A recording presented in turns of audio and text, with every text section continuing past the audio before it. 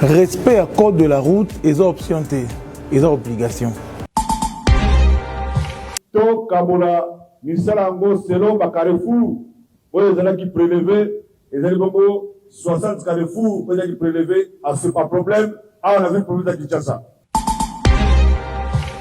S'agissant des camions de grand tonnage, des mesures spécifiques sont mises en place afin de préserver la fluidité du trafic et la sécurité des usagers. Mbote na très cher abonné nyonso ya Congo mokonzi wapi esika swami. En tout cas to pouwa kele bino ba mbote belé to pesi bino vraiment balongo na bino parce que bolela Congo mokonzi fort kaka ndenge sénateur Luta Lobaka biso na bino to mesana déjà kolia sani moko na Congo mokonzi télévision et pas ya papa Eli Mwembo. C'est-à-dire que biso na bino musapela linzaka ti mukologiza kozonga ngai wa bino sénateur Lutete toujours tozaka kawana pona kobimela bino basango na ba actualité ya Congo mokonzi télévision. Sango to memeli bino ya mokolo ya lelo ezali juste opération permis de conduire. To monaki papa na biso Daniel Bumba o azali gouverneur na ville de Kinshasa. Alansaki opération permis de conduire.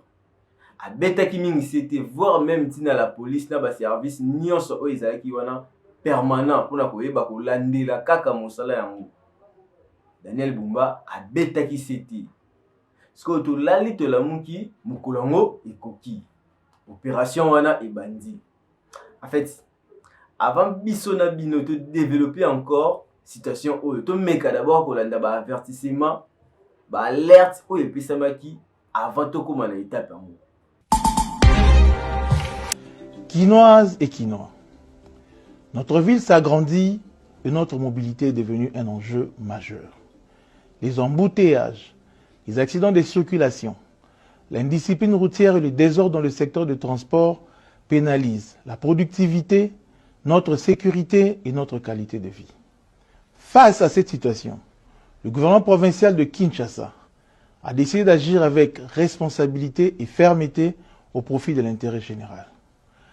À compter du lundi 26 janvier 2026, une mission mixte permanente de 3000 agents issus de la police nationale congolaise, de la division urbaine de transport, de la brigade spéciale de protection de l'environnement ainsi que de la régie des fourrières et du contrôle technique sera déployée sur l'ensemble de la ville de Kinshasa, notamment sur 60 carrefours et les axes routiers sensibles et conflictogènes.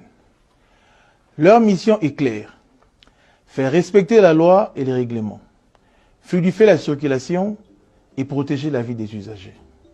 Désormais, le respect du code de la route n'est plus une option, mais une obligation. Seront rigoureusement exigés le permis de conduire, le contrôle technique valide, la vignette, l'autorisation de transport, l'assurance et le respect de la grille tarifaire du transport en commun. Les contrevenants s'exposeront à des amendes, à l'immobilisation et la mise en fourrière de leurs véhicules. S'agissant des camions de grand tonnage, des mesures spécifiques sont mises en place afin de préserver la fluidité du trafic et la sécurité des usagers. Les véhicules de 20 tonnes et plus, ainsi que les véhicules de livraison, circuleront selon des horaires réglementés, soit de 22 h à 5 h, le lundi, mardi et mercredi. Circulation libre pour les jours restants, tout en respectant l'accès dans la ville qu'à partir de 22 h jusqu'à 5 h. À cela s'ajoute l'interdiction formelle et stricte des stationnements anarchiques sur la voie publique. De même, les motos, taxis et tricycles sont interdits sur la route nationale numéro 1 aux mêmes heures, autant que le marché pirate le long des artères principales.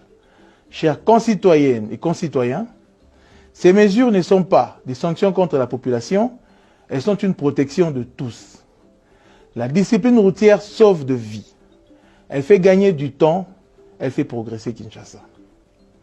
Je vous invite à faire de cette réforme un succès collectif. Bien circuler, c'est respecter la norme. Tosa Batosayo. J'en appelle à votre sens du civisme, que vive Kinshasa, que vive la République démocratique du Congo. Lobby et Kolekalelo, Kinshasa et Zobo. D'abord, c'est une obligation. Na mutu nyonso oyo ali kopusa mutuka na République démocratique du Congo azala permis de conduire. Donc c'est un devoir citoyen. Les loyaux ont lancé opération. Il y a ko fluidifier la circulation dans cela pour lutter contre l'embouteillage. Alors on a des documents où vous allez contrôler et ça peut nous permis de conduire. Alors venez faire comme moi. Parce que excuse et vous allez la. Parce que beaucoup d'usagers à route sans pour autant observer le code de la route. Alors tout le but, respect à code de la route et les options et les obligations. Alors la mesure où tu là, il faut que tu permis de conduire. Et on a saigné na ba oyo, on a permis de conduire na bangote, les cabas on a permis de conduire na bango. Bazan excuse te. Bon on tata mokonzambo kaimoko ayiko permis na ye. Elonga imoko awa, mokonzami ngumba Kinshasa na yeko permis nanga. Donc excuse les assoutes, excuse et vous allez sauter.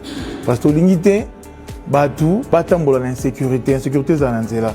Ça dit accident, embouteillage, ça parce que usager baza aussi qu'on se comporte bien. L'aura tenu ordre pour que fluidification zala, embouteillage et zalaté, faut moutouper azan la permis. Il y a une des étapes où vous allez suivre. Donc on a sengi naba quinoise, naba quinoa nyonso, opération bandalendi contrôle la permis de conduire p ezali obligé. Donc boza nango, venez faire comme moi, bah si t'es ébélé. Si tu m'as dit ah on a ndolo, si tu es dans la Rotana, si tu es dans la météo. Voilà, donc dans ces plusieurs sites-là, allez-y pour vos années permis na bino. Ou vos années permis na été à rouler. Donc ceux qui ont roulé, de sorte que vous avez permis, aux ala vraiment sévèrement punis au regard à ballon règlement Bokao. Donc on a profité de l'occasion. Na senga na usager anzela. Ba ko observer conduite ya malam. Opération to mener réforme to sale Rwanda lundi. Et ça a une réforme à succès. Parce que l'embouteillage, ça va déranger les gens.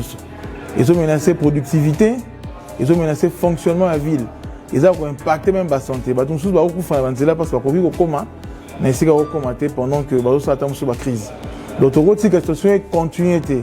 Alors, en tant que comme responsable, gouvernement provincial et mettre en place la réforme d'opération menée où il y aura un déploiement de 3000 agents composés de la police nationale congolaise. Agent à la division urbaine de transport, brigade spéciale de la protection de l'environnement à la ville de Kinshasa, mais également la régie de fourrière à la ville de Kinshasa. On s'est déployé dans 60 carrefours à la ville de Kinshasa pour observer les normes. Parce que, quand on s'ananzela, ils ont normes. Quand on a malam nanzela, ils ont normes. Et on dit qu'on permet de bisoniso, tu vois, quand on a son dysfonctionnement. Donc, on a baigné les sous sur le civisme et le Moutounio se comporte bien, bon ça va document la bien sur où à bord à Moutuka. Ah wangai na eko so permis pour na ko motiver nous la même opération kenga. Na ebi que sobi soto za aligné, fluidification vous ala, embouteillage vous ala té, Kinshasa et vous ala bongo agréable de circuler. Donc sobi toto aussi. Et tout lobby opération à tout sabato ça aussi toto aussi, lobby ko legalelo, Kinshasa et au bon.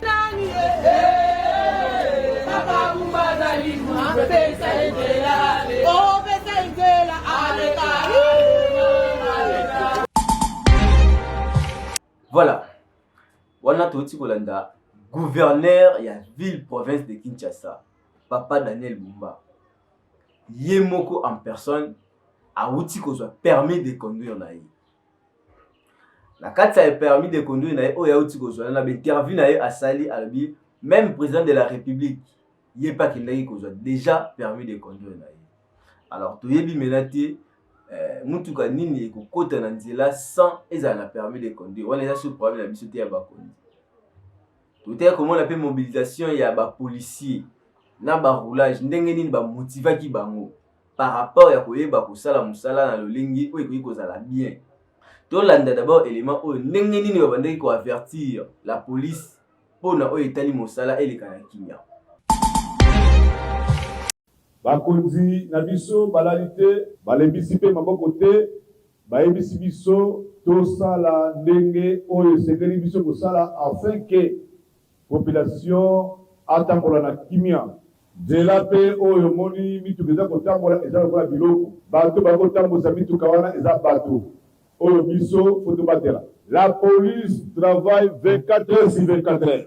Bakonzi balaki na biso to pono. Bakio to ponami biso zaliao. Tozali unité oyo ya sikater. Eza pas unité moko to créer que et compléter unité musupe remplacer ici sous terre. Biso batie biso à part. To kosunga. To batela. To poussa to pesa maboko na bao basala kabisala wana banda kala. To ye ko appuyer PC. Baninga na biso ya Manganda, ya Maya Mosaka, to ya Maya Pondu, bamonisi balimite na bango. Baza kokoka te na ebite pona nini bango moko bayebitina o baza kokoka nango te. Tomoni ke pona kosembola pona kobongisa bikila wana esila kati na bango esengeli makila ya sika. Makila ya sika eza biso totelemi awa. Biso tokoya komona kochamusa makila na bango pour permettre les bango bazonga na droit chemin. Lelo ezalaki te to kabola misala yango selon bacarrefour oyo ezalaki prélevé ezali bongo 60 carrefour oyo ezalaki prélevé à ce pas problème awa na ville province ya Kinshasa. Ezaki bakoya baninga na biso mosusu ya transport baninga mosusu ya assainissement brigade oyo edependaka na gouverneur province na bango na biso basembola na biso mosala biso tolingi tosala banda mikolo oyo moto na moto ayeba na motu na ye ke oye mpona kobongisa oyo ebebaki kasi koya mpona kobebisa so davantage te mawa ekozala te. Voilà, wana toti kotala elima ndenge nini la police bandaki mpe komotive na kote oyo etali morale ya bapolisier, na kote oyo etali morale ya baroulage, na kote oyo etali trafic nyonso oyo esalamaka ya mabe wana toti kolanda yango bango nyonso na poste na bango bazalaki motivé. Alors maintenant la question eza posée toujours ntango bozwi bamesure wana ya koyeba kotia responsable, tu peux pas comme assumer responsabilité moko boya permis de conduire. Est-ce que vous vérifiez prix à transport? C'est ça maintenant la question.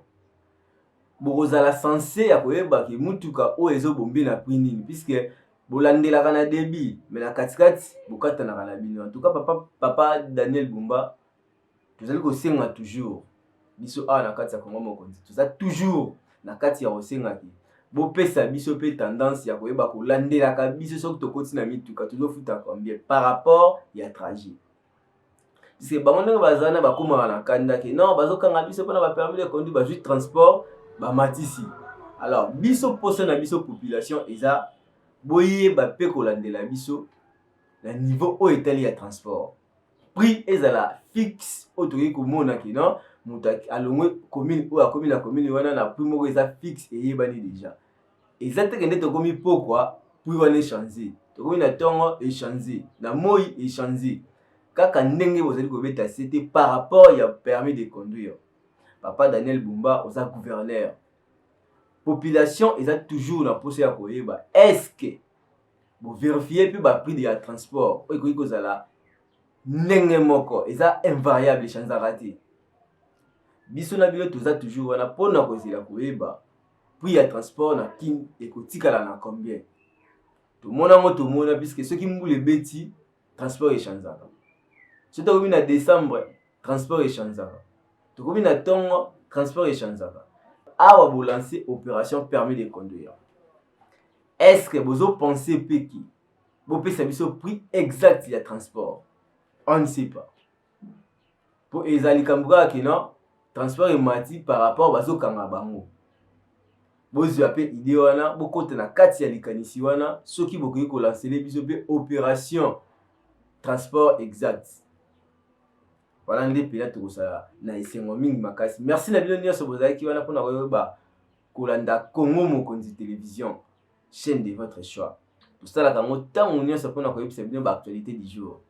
Congo Mokonzi télévision ainsi que ba abonné nango baza toujours wana pour la komemela bino ba actualité.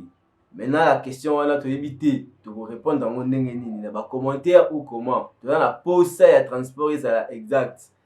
Et ça la tekende pour bakangi bango de transport emati. Merci na bino nyonso bozalaki ebele ya kolanda Congo Mokonzi télévision. En tout cas to boka bino ba fleur mingi penza biso yo mwana ya ba mama toujours sénateur Lutete kaka ndenge tolobaka oza na produit na yo oza na posa ezala diffuser la Congo Mokonzi télévision benga na numéro wana ozali komona eza affiché ya DG na biso akopesa ba orientation ndenge nini tokoya to sports na yo to l'excellent na kati ya Congo Mokonzi télévision biso na bino déjà to créer partenariat tout ça là déjà mariage tout alliance ngai wa bino kutani mikolo miseli koya merci. Respect à code de la route et option T, et obligation. To kabola misala ngo selon ba Carrefour oyo ezala ki prélevé ezali bongo 60 Carrefour oyo ezali prélevé à ce pas problème on avait problème à Kinshasa. S'agissant des camions de grand tonnage, des mesures spécifiques sont mises en place afin de préserver la fluidité du trafic et la sécurité des usagers.